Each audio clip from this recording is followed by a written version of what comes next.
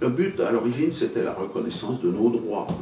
Nos droits, comme combattants, on voulait être reconnus comme combattants. Vous savez, il y en a eu des morts, il y a eu quand même 30 000 morts en Afrique du Nord, dont 26 000 en Algérie.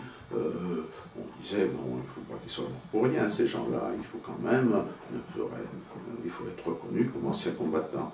Et ça, c'est arrivé en 1960, attendez, je sais plus, 74, je crois, dans la reconnaissance, les premières cartes de combattants ont été distribuées début 75, voilà.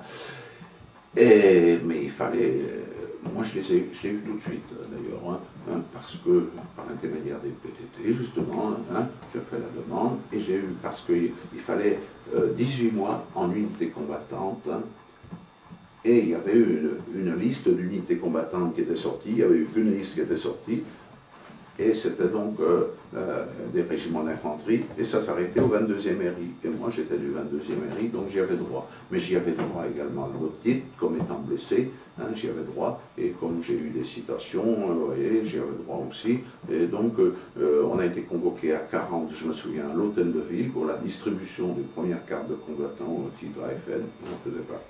Bon, vous savez, moi j'étais dans le juridique de Paris, je me suis investi, en 15e j'ai fait obtenir la carte de combattant, de nombreux anciens combattants, tous les anciens combattants, j'ai vu leur dossier, là, tout, j'étais à l'ONAC emporté, je les ai guidés pour tout, pour les retraites de combattants, tout.